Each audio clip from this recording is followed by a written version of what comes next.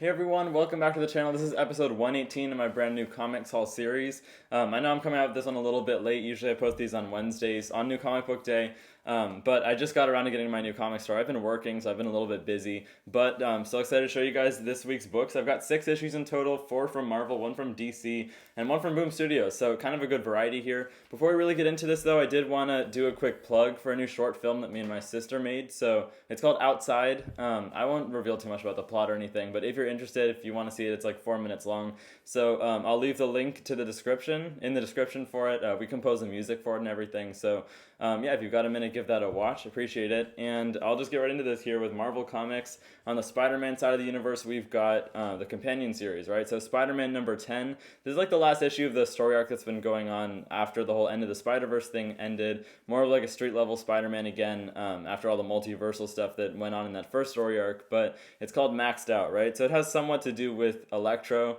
And it's mostly having to deal with Spider-Man's spider senses, right? And like them expanding to a point where he has coverage on the entire New York City, so he's just aware of any slight thing that could be going wrong in anyone's lives, and he's just frantic to go and help more people, like to the farthest extent that he can. And as you just saw on that page, Spider-Boy, this new character, is very much involved. Bailey Briggs, I guess is his name. They recently revealed that, and Marvel is super like cashing in on this character. We've got the announcement that there's a new ongoing series for him that Dan Slott is also writing. So although I think they're kind of rushing into things with the character just because there's a lot of speculation and hype around him, I do think that Slott is the right writer, for this, because he created the character. He seems to know what he's doing with him. So we'll see about this. But yeah, so definitely interested to see what's going to happen with Spider-Boy. I know next issue of this series is like fully focusing on him. And yeah, so this is still, I'm really enjoying it. I'm liking the artwork by Mark Bagley. I'm not getting the main ASM series anymore, so this is like my actual only, Peter Parker Spider-Man fix on a monthly basis, and it's been pretty good so far. Adjectiveless Spider-Man, right? So I do recommend that one. Next up, though, another kind of Spider-Man related title. This one is Extreme Venomverse number 4. So it's just this one and then one more issue of this like prelude, like kind of setting up the whole Death of the Venomverse event, which is I think going to be weekly in August. So get your wallets ready for that, I guess, if you're planning on buying that. But it's just another 3 stories in here. I was already flipping through this, and it looks like the first story is a silent one by Peach Momoko. So crazy looking artwork in here. That's definitely, I guess, the best part of whatever Peach Momoko does. But I don't really like comics that much when they try to go for the silent thing. I mean, some comics have pulled it off, like that one Immortal Hulk issue. There was like a King in Black tie-in, if you guys remember that one. But for the most part, I feel like it just usually results in a pretty quick read, so that's not my favorite idea. But there's some Peach Momoko fans out there, so if you're one of those, then you might want to pick this up. And yeah, a couple other stories in here. It looks like we've got, I don't know, some sort of like noir Venom and then like an anime style Venom. So maybe not the best batch. I mean, it could be that some of these stories are pretty good, but like there aren't any really big creators on this or anything. We'll see about this. I'm not too sure about this issue, but it's kind of hit or miss with something like this that's an anthology, right? You can't like base the whole series off of one issue. So we'll see about that. That's Extreme Venomverse number 4. Next up, though, this is like kind of a bridge in between 2 runs, right? So it's Thor Annual number 1. It's the annual for the Thor series that just wrapped up a couple weeks ago. I still haven't even read that last issue, so I'll have to get caught up before I read this one. But as it says on the cover here, there's also like an exclusive preview to Immortal Thor, which is the Al Ewing run that's starting up in August. So it's just kind of a one-shot. They did the same thing for Hulk, right? Bridging the Donny Cates run, just like they're doing for Thor. So we'll see about this issue. The artwork in here actually looks really good. When I was flipping through it, it looks very detailed, a lot better than the artwork on those last few issues of the actual Thor ongoing series. And this one is written by the same guys that are writing Guardians of the Galaxy right now. Crazy villain right here. Is that like some version of MODOK? But it's like a first appearance maybe, because he's saying his name is Mythos. And they've been teasing that there's a first appearance villain in here. So yeah, I'm looking forward to this one. I don't know how many people are going to end up picking this one up, but I'll flip to the 5-page story that they have in the back here, which is actually like the creative team of Immortal Thor giving us a preview. So definitely worth picking up if you're planning on getting that new run. And I've got faith that Al Ewing is going to pull through with something pretty cool for that once he actually, gets around to starting his run in August. Last issue I picked up from Marvel, though, this is another really good writer in comics right now. It's Jed MacKay. He's been doing a really good job on Moon Knight as well as this series, Doctor Strange. So this is number 5 of this one. It has the same structure where it's like kind of standalone issues where Doctor Strange and his wife Clea, who was Sorcerer Supreme before he was resurrected and now has his own solo title again, them just kind of going on like little missions in the magic world or having to do with like Dormammu and this assassination of some sort of like important magic dealer. And it's all tied together issue to issue, but like each issue is also pretty standalone. So it's like an easy series to pick up in the middle of the run.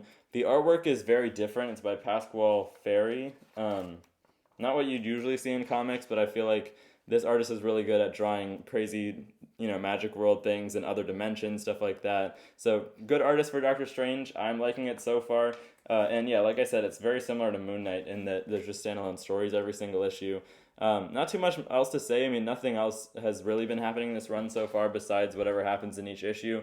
I still have to read number 4 also. I've got a lot to catch up on since I was away for a couple weeks. So, got to make sure to get caught up on Doctor Strange also. But let's move on to DC. Like I said, I got one issue from them. This is the only book I'm buying from DC, but it's a Black Label title. So, this is Peacemaker Tries Hard number 3. This has been really good so far. It reminds me a lot of the Peacemaker show, just kind of the same energy. The character is drawn a lot to look like John Cena, and I know since it's Black Label, I think that means that it's not actually set within like the rest of the DC Universe comics, and it's just its own thing, so they can do whatever they want with this. It's really funny, so definitely worth picking up if you like any sort of comedy. Like, this actually makes me laugh out loud, and I think it's well written, and like I said, it does feel exactly like the Peacemaker show. It's been a while since I've read issue number 2, so I don't remember too well the exact plot that's going on, but I know that Peacemaker adopted a dog that he like found in the street or something like that, and now he's going on a mission to save his dog's life because these supervillains have like kidnapped his dog and now are forcing him to go on this mission, kind of against his will, but he wants to save his pet obviously. So artwork is nothing too special. It's just like pretty ordinary, I'd say, but it definitely works well with the comedic style. There's like some body humor in here and stuff like that. So yeah, I'm looking forward to this. Peacemaker Tries Hard. I'm not sure how many people are picking this up, but I do recommend it, especially if you've watched the show. Otherwise, I don't know how many people would like actually really enjoy it if it's a first like introduction to Peacemaker. But yeah, so I do recommend that one. But the last issue I picked up this week was Once Upon a Time at the End of the World. This is number 7. So this is the second issue of this new story arc. I guess it's turning out that they're going to do like time leaps every 5 issues, and they switch to a different artist every 5 issues also. So those first 5 are really good. That 6th issue like really switched things up. It got a little bit more mature because with the first 5 issues, we just had the story of Mezzi and Maceo who find each other in the wasteland, right? So it's a love story. That's why it's called, like Once Upon a Time. But it's the end of the world. So like Maceo started as this rich kid who was who took control of like a tower that he and his parents had ownership over. So he was safe for the entire apocalypse. He had food rations to hold him over like however long he needed to. Whereas Mezzi was trained by like this hardcore, I forget what they're called, but some sort of like syndicate that trains children from a young age to be really hardcore and survive in the apocalypse. So they're very opposite, but they've just gone on this adventure together and like grown up together.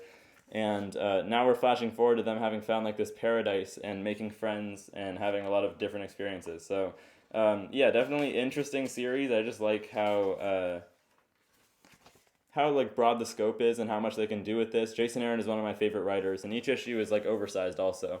The artwork in this new arc is looking pretty good also, so yeah, I'm looking forward to seeing like what the long-term goal is with that series, how long they're planning on doing it, because it seems like there's a pretty set timeline for the whole series.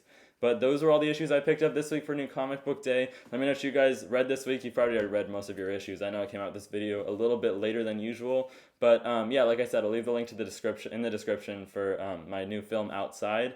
So give that a watch if you got a minute. And I appreciate you guys watching. I'll see you next week for next week's Comic Haul. Bye, guys.